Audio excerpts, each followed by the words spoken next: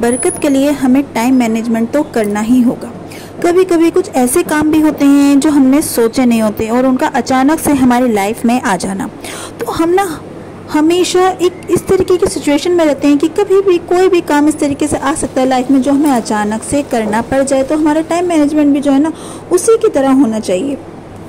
भी जैसे अचानक से मेहमानों का आ जाना या कभी अचानक से आंधी का चल जाना और उसका काम बढ़ जाना, जैसे कि आजकल अक्सर हो ही रहा है ना कि आंधियां चल रही हैं, तेज़ बारिशें हो रही हैं, जिससे कि घर का जो है ना बड़ा ही बेड़ा गर्क हो जाता है, मतलब कि पूरा घर मिट्टी में हो जाता है और हमें ना वो अचानक से इतने काम मिल जाते हैं जो हमें ना और कामों के साथ ना मैनेज करने पड़ते हैं। तो चलिए आज भी ना मैं आपके साथ इसी तरीके की कुछ टिप्स शेयर करूँगी कि मैंने किस तरीके से ना आंधी बारिश के बाद ना अपने घर को दोबारा से रीसेट किया, दोबारा से उसके काम निपटाए। तो चलिए शुरू करते हैं आज का blog. Let's get started. Hello everyone, अस्सलाम वालेकुम, मैं हूं homemaker Ruhi and welcome back to my channel.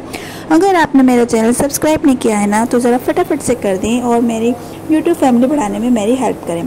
तो देखिए मैंने पिछले व्लॉग में आपको दिखलाया था ना कि बड़ी ही तेज़ रात में ना आंधी बारिश आई हुई थी, जिसकी वजह से देखिए मेरे सारे प्लांट्स ना उबड़ खाबड़ हो गए, मतलब कि सारे अपनी जगहों से हट गए, गिर गए। कितने ही तो ना बेचारे बड़े ही ना जख्मी से हो गए। देखिए बारिश की तेज़ उससे बौछार से ना ये सारे तितर बितर से हो गए, मतलब ये सारी टहनियाँ ना इसकी इधर से उधर हो गई और सब जो है ना बिल्कुल बेकार से हो गए। और कितने सारे प्लांट्स मेरे टूट गए, नीचे टूट टूट के गिर गए।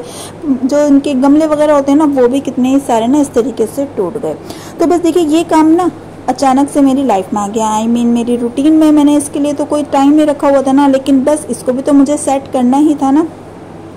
तो जो हमारे काम है ना अगर हमें उन्हें सेट करना है तो उसके लिए सबसे बेस्ट तरीका यही है जो मैं आपसे बार बार कह रही होती हूँ कि हमें मॉर्निंग में जल्दी उठना है ताकि ना हमारे काम जल्दी हो सकें। और जो सुबह का टाइम होता है ना बड़ा ही प्रोडक्टिव होता है, बड़ा ही एनर्जेटिक होता है, जिससे ना हम काम ना फटाफट से कर रहे होते हैं। और देखिए ये भी ना तेज़ हवा की मार से, तेज़ बौछार से ना ये जो मेरी एक बेल है ना बिल्कुल ख़राब होकर रह गई, सब टूट गई, जो मैंने अभी आपको नहीं दिखाई थी। और ये बस थोड़ी सी बची है। तो इसे सहारा देने के लिए ना मैंने इस तरीके से एक लोहे का तार लिया, जो मैंने एक साइड से दूसरे साइड पे ना गोल बिल्कुल हैंडल की तरह ना बास्केट की शेप में मैंने इसकी मिट्टी में लगा दिया। और फिर उसके ऊपर से ना एक रेड कलर का इसके ऊपर कपड़ा चढ़ा दिया, जिससे कि ना थोड़ा सा मोटा भी हो जाए और फिर जो है ना ये थोड़ा मजबूत हो जाए। और ना जो जैसे कि धूप से ना ये लोहे का तार है ये गर्म हो जाएगा, जिससे कि ना हमारे इस प्लांट्स को बड़ा ही नुकसान हो सकता है, झुलस सकता है। तो बस ये उससे भी बचा रहेगा। और मैं इस कपड़े को जैसे जब भी पानी वगैरह डालूंगी तो इस पर भी पानी डाल दूंगी, जिससे इसमें ठंडक भी रहेगी, गीलापन भी रहेगा और ये जो ना हमारी जो ये बेलें बड़ी ही खूबसूरती से ना अच्छे से बढ़ पाएगी। और ये देखिए इस तरीके से सहारा लेके कितनी खूबसूरत से बन गई, कितनी अच्छे से इसकी लुक आ गई, एकदम बास्केट शेप में ये बन गई है। और देखिए इस तरीके से ना इसका कितना अच्छा सा लुक आ गया। और इसे थोड़ा सा और खूबसूरत बनाने के लिए ना जो बीच में हमारी जगह बच गई इसके अंदर कोई भी आप ना शोपीस लगा दीजिए। ये देखिए इस तरीके से बच्चों की पेंसिल होल्डर होते हैं ना पीछे लगा लेते हैं बच्चे खूबसूरती के लिए। तो बस ये भी देखिए बेकार सा पड़ा हुआ था, बच्चे यूज़ नहीं कर रहे थे, तो बस ये भी देखिए मैंने इसके अंदर ना पेंसिल के अंदर लगा के मिट्टी के अंदर लगा दिया। इसके अंदर आप कोई भी कलरफुल पत्थर लगा सकते हैं या कोई भी और जो छोटी मोटी चीज़ें घर में होती है ना, बस इन्हीं चीज़ों से ना हम अच्छे से ना अपने प्लांट्स को, अपनी चीज़ों को ना बड़े बढ़िया से ना डेकोरेट कर लेते हैं। और जी देखिए टर्टल वाइन ये इतनी लंबी हो गई थी ना कि पूरी दीवार पर नीचे तक आ गई थी, लेकिन फिर ये अपने ही वजन से और ना बोतल की जो किनारी होती है ना उसकी वजह से ना ये टूटने लग गई थी, कटने लग गई थी। तो मैंने इसे ना बिल्कुल इसके चारों तरफ लपेट दिया था और बिल्कुल ना ये बॉल की शेप में आ गई थी। और ये विंडो पे रहती थी, लेकिन कल फिर वही जो आंधी चली है ना इतनी तेज़, तो उसकी वजह से ना ये बिल्कुल बिखर के रह गई है। बिल्कुल ना जिसकी बॉल टाइप जो मैंने शेप दे रखी थी ना वो तेज़ हवा की वजह से ना सारी खुल गई। और फिर अब देखिए ये सेट भी नहीं हो पा रही है इसके ऊपर, क्योंकि ये अपने तरीके से अब ये चारों तरफ से बढ़ गई और फिर ना अब ये किसी भी तरीके से ना इसके ऊपर सेट नहीं हो पा रही थी। लेकिन फिर भी बस मैंने इसे चारों तरफ इसके धीरे धीरे ना इसे हल्के हल्के हाथ से सेट किया, क्योंकि इतनी नाजुक सी होती है ना, जिधर की तरफ भी मैं इसे मोड़ रही थी ना ये उधर से ही ना टूट रही थी। तो बस इसे एक दो जगहों से मैंने क्लेचर से और उससे ना सेट किया ताकि ना बिल्कुल वापस बॉल की तरह बन जाए, बास्केट शेप में आ जाए। और देखिए ये थोड़ी बहुत एक साइड से सेट हो गई अब, लेकिन जैसे जैसे ये ग्रो होगी ना उसी हिसाब से ये सेट होती चली जाएगी। और मैंने देखिए इसे ना विंडो पर कर दिया है डेकोरेट। और यहाँ पे एक छोटा सा क्लेचर लगा देंगे बटरफ्लाई वाला, जिससे कि ना इसका हैंडल सा बन जाएगा और ये बड़ी ना खूबसूरत सी इसकी लुक आ जानी है।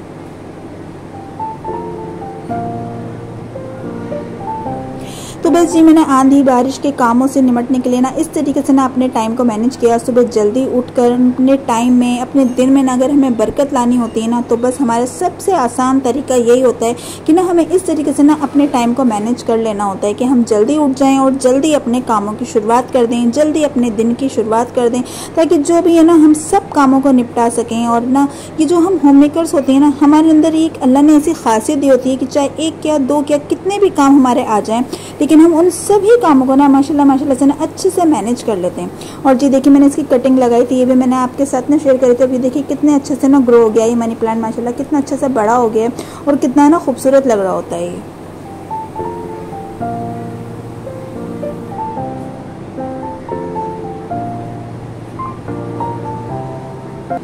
तो बस जी अब ना इन सब कामों से निपटने के बाद मैं आ गई हूँ अपने किचन में। बस वही रोज़ के काम जो हमारे होते हैं, खाना बनाना।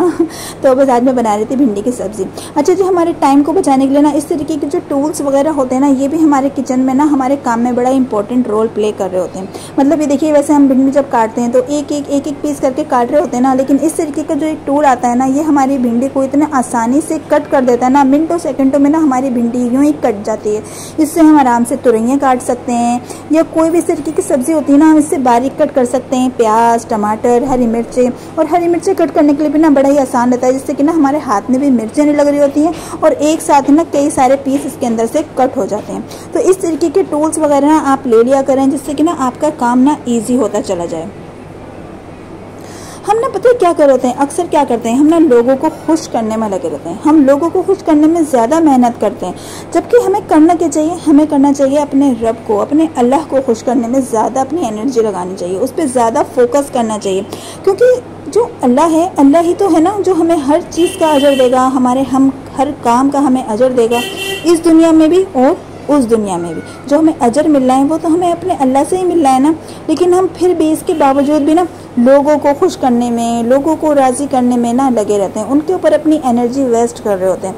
जबकि ये जो दुनिया है ना और जो दुनिया के लोग, इन्हें किसी भी तरीके से खुश नहीं होना है, इन्हें किसी न किसी तरीके से ना हमारे हर काम में ना कोई कमी निकाल देनी है ना। जिससे क्या होता है, हमारा दिल बड़ा बुरा हो रहा होता है ना बाद में, जब हमने किसी के लिए कुछ मेहनत करी हो, किसी के लिए कुछ काम किया हो और फिर वो बाद में उस चीज़ का हमें सिला तो ना दे और उल्टा इसमें ना कमी निकाल के रख दे कि आपने ये ऐसा क्यों कर दिया, ये वैसा क्यों कर दिया।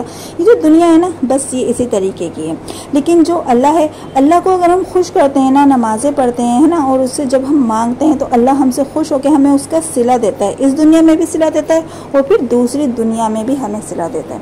तो हमें ना ज़्यादा फोकस किस चीज़ पर करना है, अल्लाह को खुश करने में करना है। हम इस दुनिया को खुश करने के चक्कर में ना हमेशा अपने दीन के कामों को भूल जाते हैं, अपनी नमाज़ों को भूल जाते हैं कि हमें अभी ये करना है, इसका करना है, उसका करना है, हमें सब कुछ करना होता है। और ना हमने दिल दिल में बहाने बना लेने होते हैं कि अभी नमाज नहीं पढ़नी है, अभी जब से पढ़ेंगे, अभी ये हो गया, अभी तो ये काम है ना। हम सब चीज़ों के लिए बहाने बना लेते हैं, जबकि अल्लाह तो हमसे जब भी खुश हो पाता है ना जब हम उसके लिए कुछ करें। लेकिन इसके बावजूद भी अल्लाह हमें हर तरह से दे रहा होता है, हर तरह से आजमा रहा होता है। और ये दुनिया क्या दे रही होती है हमें, सिर्फ कमियाँ है ना। और लेकिन अब इन सब का मतलब ये भी नहीं है मेरा कहने का कि ना हम लोगों को तकलीफ देने लग जाएं या लोगों से बदतमीजियाँ करने में लग जाएं। बस मेरा कहने का मतलब इतना है कि ना अगर हम जैसे दुनिया को खुश करने में लग जाते हैं ना, तो ना उनसे वापसी की उम्मीद ना रखें, मतलब उनसे बदले की उम्मीद ना रखें कि वो हमें बदले में ना अच्छा ही देंगे। बस अल्लाह से उम्मीद रखें कि अल्लाह ही हमें इस चीज़ का अजर देगा। जो हमने किसी के साथ भी जो भी अच्छा किया है ना, उस चीज़ का अजर ना हमें अल्लाह ही देगा, इस दुनिया में भी और उस दुनिया में। और जब भी अल्लाह से कुछ मांगें तो ये ज़रूर मांगा करें कि अल्लाह हमें ना इस दुनिया की कामयाबी के साथ साथ उस जहां में भी कामयाब करे, मतलब उस जहां में भी ना हमें बख्श दे। इस दुनिया के अंदर जितनी भी हमें वो जो है ना राहतें दे रहा है, या हमें जितनी भी इसके अंदर नेमतें दे रहा है ना, उससे ज़्यादा वो हमें दूसरे जहां में दे, हमें हमारे हर काम का अजर दे और हमारे दिल को ना बेहद सुकून से भर दे, ताकि हमारा हर काम, हर चीज़ ना राहत से भरी हो। हमारे जब दिल में सुकून होगा ना, तो हमारे हर काम में ना दिल लगेगा, और वो जब ही लगेगा जब हम अल्लाह को खुश करेंगे। तो जी देखिए, बातों में ना हमारी भिंडी की सब्ज़ी भी रेडी हो गई है। और फिर बस लास्ट के अंदर ना जब वो आधी सी कच्ची पक्की सी हो, जब हमें ना उसके अंदर आधा नींबू निचोड़ कर डाल देना है, ताकि जो उसके अंदर चिपकन सी होती है ना वो ना रहे और हमारी मज़ेदार सी ना बिखरुआ सी भिंडी बनकर हो जाए रेडी। तो जैसे कि ना ईद आ ही रही है, वो धीरे धीरे से उसकी क्लीनिंग भी चल रही है, तो बस थोड़े थोड़े से ना काम आप रोज़ चलते रहें ताकि इतनी गर्मी में ना आपके ऊपर एकदम से बहुत सारे काम ना पड़े। ये देखिए आज ना मैंने सारी की सारी टोकरियाँ सब एक साथ ना वॉश कर ली थी, क्योंकि जब बकरीद होती है ना तो हमें इनकी बहुत बहुत ज़रूरत पड़ रही होती है।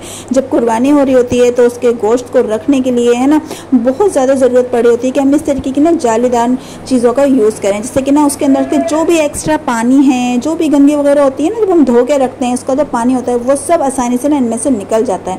और हम फ्रिज में भी बस फटाफट से ना करके रख रहे होते हैं, क्योंकि गर्मी इतनी ज़्यादा है ना, अगर हम फ्रिज में नहीं रखेंगे ना तो वो सब ख़राब हो जाना है। तो बस इस तरीके से ना धीरे धीरे से अपनी ईद की तैयारियां करते रहें। और देखिए मैंने इस तरीके से सारी टोकरियां वॉश कर ली कि अब जब मुझे ना उस दिन इनकी ज़रूरत पड़ेगी तो मुझे हाथों हाथ इन्हें वॉश नहीं करना पड़ेगा। जब मैं उन्हें उसे धोऊंगी गोश्त को या बनाऊंगी रखूंगी फ्रिज में, तो ना बस ईजिली ना ये सब अरेंज होंगी, साफ़ सुथरी होंगी, और मैं इसके अंदर करके ना आराम से फ्रिज के अंदर उन्हें अरेंज कर पाऊंगी। तो बस आप ना रोज़ का एक काम लगा लें, जब तक आपकी ईद आनी है ना, जब तक आपकी सारी क्लीनिंग हो जानी है। किसी दिन आपको कर्टन्स धो लेने हैं, किसी दिन अपने बॉक्सेस धो लेने हैं, किसी दिन फ्रिज की क्लीनिंग कर लें, टाइल्स की क्लीनिंग कर लें। एक चीज़ को लेकर चलते रहें और फिर देखिएगा कि ना आप ना मुझे दुआएं देते हुए नजर आएंगे, क्योंकि फिर जो है ना आपके सारे काम हो जाने हैं ईद तक और आपके ऊपर ना ज़्यादा जोर भी नहीं पड़ना है। तो बस जो भी मेरे चैनल पर नए आए ना तो चैनल को सब्सक्राइब कर दें, वीडियो पसंद आई हो तो ज़रूर उसे लाइक कर दें, शेयर कर दें। तो चलिए दुआओं में याद रखिएगा, फिर मिलूंगी। अल्लाह हाफिज़।